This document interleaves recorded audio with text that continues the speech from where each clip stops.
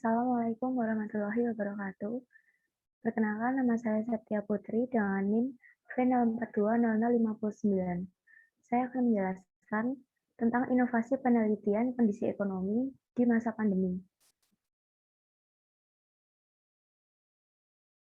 Pendahuluan, informasi merupakan salah satu hal yang penting bagi sebagian yang membutuhkannya.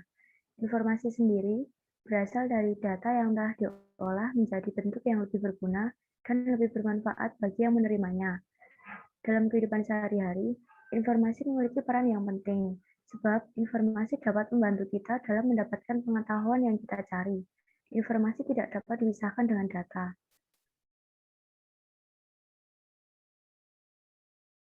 Beberapa artikel mengenai kondisi ekonomi pada masa pandemi. Yang pertama, COVID-19 Pandemic and Economic Performance of the Status in India. Makalah ini membahas tentang dampak ekonomi yang berbeda dari COVID-19 di seluruh negara bagian dan UT di India.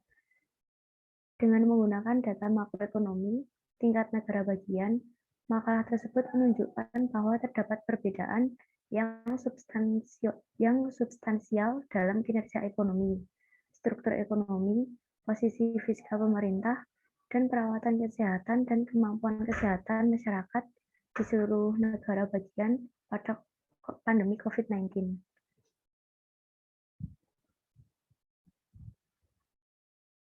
Yang kedua, the impact of the COVID-19 pandemic on economic security and pregnancy intention among people at risk of pregnancy.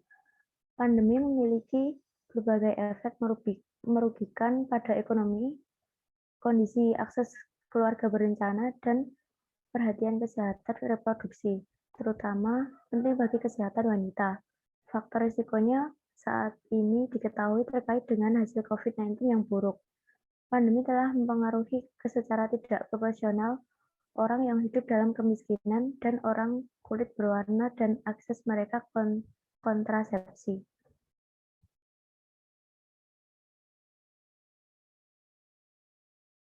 Yang ketiga, social economic impact of COVID-19 pandemic implication for potential forest degradation.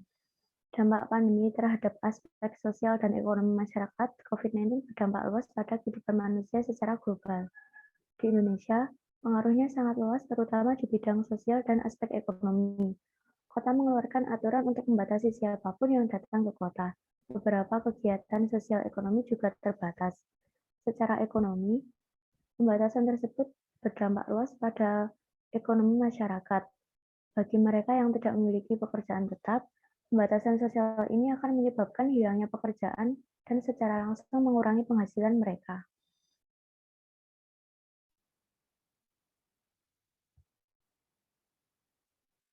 Yang keempat, economic resilience dataset in facing physical distancing during COVID-19 global pandemic.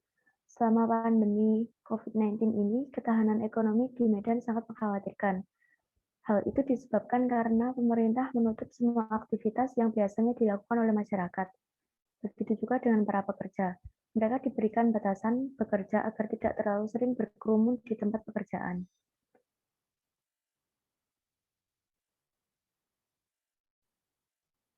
Yang kelima, teaching economic behind global the COVID-19 pandemic. Data ini mengajukan persepsi rumah tangga tentang ketahanan ekonomi dalam menghadapi instruksi pemerintah untuk melakukan jarak fisik untuk mengantisipasi pandemi global COVID-19. Dunia sekarang beda dari sebelum pandemi COVID-19. Hal tersebut mempengaruhi perekonomian seiring dengan penurunan pengeluaran. Pemerintah perlu bersikap untuk membelanjakan lebih banyak jika ekonomi dipaksa untuk tetap terkunci.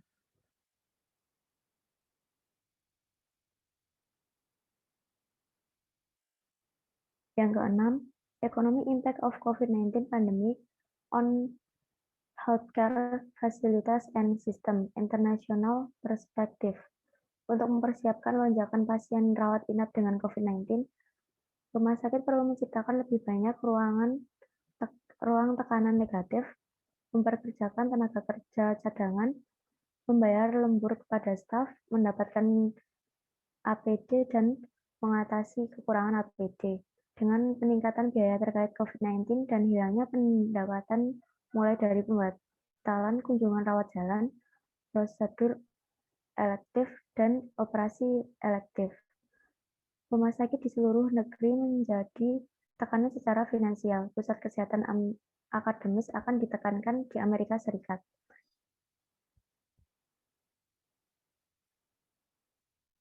Yang ketujuh, Global Economic Crisis, Energy, as CO2, Emissions, and Policy Roadmap amid COVID-19. Meskipun memiliki jumlah kematian dan kasus yang relatif kecil, perkiraan dari efek makroekonomi yang dilaporkan dari wabah SARS tahun 2003 bahwa hal itu berdampak besar pada perekonomian dengan cara dramatis, mengurangi konsumsi berbagai barang dan jasa, meningkatkan biaya operasional bisnis, dan mengevaluasi kembali risiko suatu wilayah yang menyebabkan premi risiko yang lebih tinggi. Stadisio dan Wong memperkirakan potensi dampak ekonomi dari penyakit sangat menular yang tidak ada vaksinnya tersedia, misalnya pandemi influenza, HIV atau AIDS, dan SARS. Ini sangat terbukti bahwa COVID-19 juga merupakan pandemi yang sangat menular dan merusak ekonomi. 8. Ghana's informal economic sector in the face of pandemic. Mengkonseptualisasikan informalitas selama pandemi, UN Habitat menegaskan bahwa dari setiap 10 pandemik perkotaan di setiap 10 perkotaan di dunia, minimal 7 terletak di kota-kota global selatan yang berada didominasi oleh informalitas. Pertumbuhan informitas menurut Watson disebabkan karena pemerintah tidak mau untuk menyediakan infrastruktur. Warga tidak mampu membayar layanan dan tingkat kemiskinan terus meningkat. Informalitas di Afrika telah menjadi respons utama dan strategi manajemen yang diadaptasi oleh penduduk perkotaan tinggal di kota. Hal ini memanfaatkan peluang di pasar dan dengan mudah untuk bertahan hidup.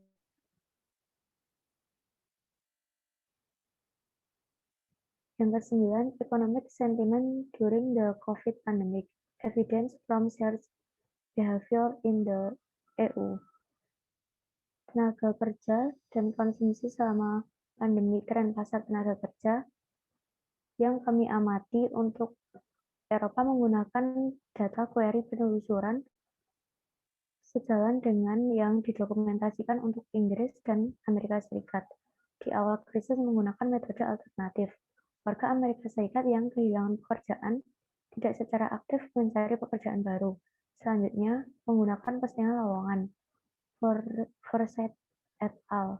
Selanjutnya, 2020 mengamati bahwa posting pekerjaan perusahaan runtuh masing-masing pada awal krisis di Amerika Serikat dan Inggris, sedangkan Inggris lowongan jatuh di seluruh distribusi. Upah penurunan paling tajam terjadi pada pekerjaan bergaji rendah yang secara langsung dipengaruhi oleh jarak sosial ukuran.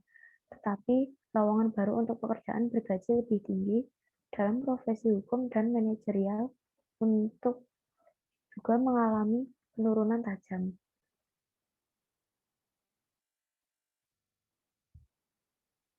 Yang ke-10, COVID-19 polymerase chain reaction testing before endoscopy and economic analysis.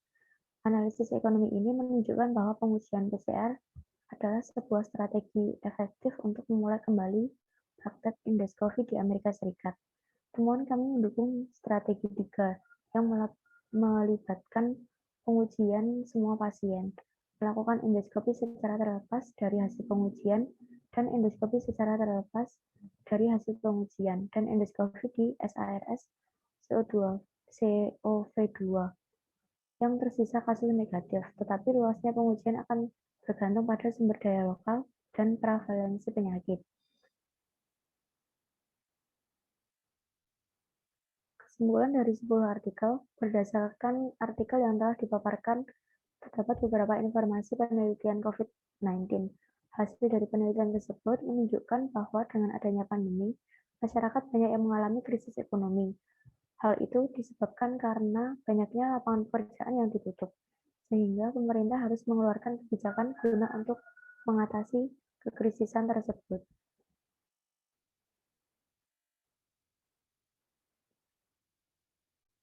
Inovasi pada saat ini, di mana Indonesia sedang dihadapkan oleh krisis ekonomi akibat lambatnya laju pertumbuhan ekonomi serta banyaknya masyarakat yang bekerja terpaksa dirumahkan akibat banyaknya lapangan pekerjaan yang tutup sementara akibat masalah pandemi ini. Maka pemerintah mengeluarkan berbagai kebijakan bersamaan dengan kebijakan yang dikeluarkan oleh pemerintah daerah, khususnya daerah yang saat ini menjalankan kebijakan PSBB guna menanggulangi penyebaran virus tersebut. Pemerintah pusat mengeluarkan beberapa kebijakan ekonomi guna mengatasi masalah akibat pandemi COVID-19. Di antaranya, pertama, Presiden memerintahkan seluruh menteri, gubernur, dan wali kota memangkas rencana belanja yang bukan belanja prioritas dalam anggaran pendapatan dan belanja negara atau APBN, dan anggaran pendapatan dan belanja daerah. Kedua, melalui Presiden meminta pemerintah pusat dan pemerintah daerah untuk mengalokasikan ulang anggarannya untuk mempercepat pengentasan dampak corona, baik dari sisi kesehatan dan ekonomi. Langkah tersebut sesuai dengan Instruktur Presiden atau Inpres nomor 4 tahun 2020 tentang refokusin kegiatan, realokasi anggaran, serta pengadaan barang dan jasa dalam rangka percepatan penanganan virus corona. Ketiga, pemerintah pusat serta pemerintah daerah menjamin ketersediaan bahan pokok, diikuti dengan memastikan terjaganya daya beli masyarakat, terutama masyarakat lapisan bawah.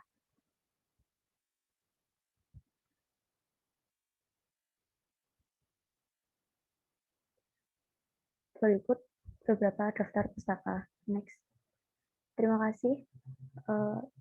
Itu presentasi dari saya. Apabila ada salah, mohon maaf. Wassalamualaikum warahmatullahi wabarakatuh.